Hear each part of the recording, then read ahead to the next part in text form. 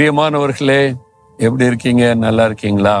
எவ்வளவு இக்கட்டான சூழ்நிலையா இருந்தாலும் உங்களுக்கு உதவி செய்கிற அற்புதமான ஆண்டவர் இருக்கிறார். வருகத்திற்கு பயப்படணும். இந்த நாள்ல அந்த இக்கட்டெல்லாம் ஆண்டவர் மாத்திருவார். அதனால சோர்ந்து போகாதங்க. ஆனா நீங்க ஜெபிக்க வேண்டிய ஒரு ஜெபம் இருக்கிறது. என்ன ஜெபம் தெரியுமா? 108 சங்கீதம் 12 வசனத்துல, தேவனே இக்கட்டில் எங்களுக்கு உதவி செய்யும்.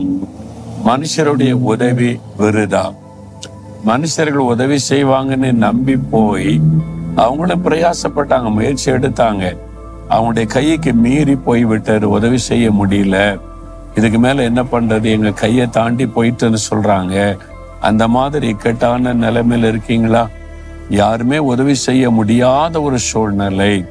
என் பிரச்சனை அவ்வளவு பெருசாயிற்று, கடன் அவ்வளவு பெருசாயிற்று, வியாதி அவ்வளவு சீரியஸ் ஆயிற்று, குடும்ப பிரச்சனை அவ்வளவு பெருசா விரிசல் ஆயிற்று, இனி யாரும் உதவி செய்ய முடியாது, இக்கட்டான ஒரு நிலைமை அப்படின்ற நிலைமையில வந்திருக்கீங்களா? நீங்க உதவி வருகிற ஒருவரை உண்மையா தேடணும். அவர் ஒரு அருமையான ஒரு ஜெபத்தை தாவீது செய்திருக்கிறார். என்ன செய்யறார்? இக்கட்டில் எங்களுக்கு உதவி செய்யும் ஆண்டவரே. இந்த இக்கட்டான சூழ்நிலையில உதவி செய்ய மனுஷருடைய உதவி விருதா. எந்த மனுஷனும் எனக்கு உதவி செய்ய முடியாது, நீங்க தான் உதவி செய்ய முடியும்.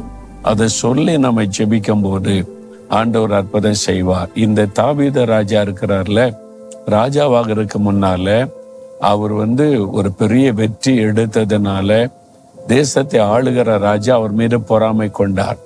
பொறாமை கொண்டு இவனை அழிச்சிடணும், இல்லாட்டா இவன் என்னுடைய இடத்தை எடுத்துக்கொள்வான்னு சொல்லி தன் இராணுவத்தை எல்லாம் வைத்து தேடுகிறார், அவனை கொண்டு போடும்படிக்கு. அவர் சொல்றார், மரணத்திற்கு எனக்கு ஒரு அடி தூரம் தான் இருக்குது என்பதாக வேதனைப்படுகிறார். அந்த அளவு இக்கட்டான சூழ்நிலைக்குள்ளே கடந்து போனவர் தாவீது. தன்னுடைய இளம் வயதில் அத்தனை பாடுகள் அவருக்கு. ஒரு சமயத்துல எதிரிகள் அந்த இராணுவம் சூழ்ந்து கொண்டாரு. அவ்வளவுதான், இது தப்புறதற்கு வழி கிடையாது. அவர் ஒரு மலையில் இருக்கிறார். மலையை சுற்றில இராணுவம் சூழ்ந்து விட்டது. அவரை பிடிக்க போகிற சூழ்நிலை வந்து விட்டது. இக்கட்டான நிலைமை, யாருமே உதவி செய்ய முடியாத நிலைமை. அந்த நேரத்துல கர்த்தரை நோக்கி கூப்பிடுகிற இக்கட்டில் எங்களுக்கு உதவி செய்யும். எந்த மனிதன் இந்த சூழ்நிலையில எனக்கு உதவி செய்ய முடியாது. தேவன் அந்த ஜெபத்தை கேட்டார். என்ன நடந்தது தெரியுமா? அந்த ராஜ்யத்துக்கு விரோதமாய் எதிரிக்கு நாட்டு பக்கத்து நாட்டு ராஜா படையெடுத்து வந்து விட்டான். அந்த செய்தி ராஜாவுக்கு வந்த உடனே தாவீதை பின்தொடர்வதை விட்டுவிட்டு எல்லாம் வாங்க, நாட்டை பாதுகாக்கணும், போகலான்னு யுத்தம் பண்ண போயிட்டாங்க. தாவீதை பிடிக்க போகிற நேரத்துல தேவன் அற்புதமான ஒரு காரியத்தை செய்து இக்கட்டில் இந்த விடுதலையாக்கினார். உங்களுக்கும் செய்வார். யாரும் இந்த இக்கட்டில் உங்களுக்கு உதவி செய்ய முடியலையே, அந்த மாதிரி சூழ்நிலை நீ கலங்குறீங்க தானே, அவரால் முடியும். நீங்க ஒரு ஜெபம் பண்ணுங்க, இக்கட்டில் எங்களுக்கு உதவி செய்ய ஆண்டவரே.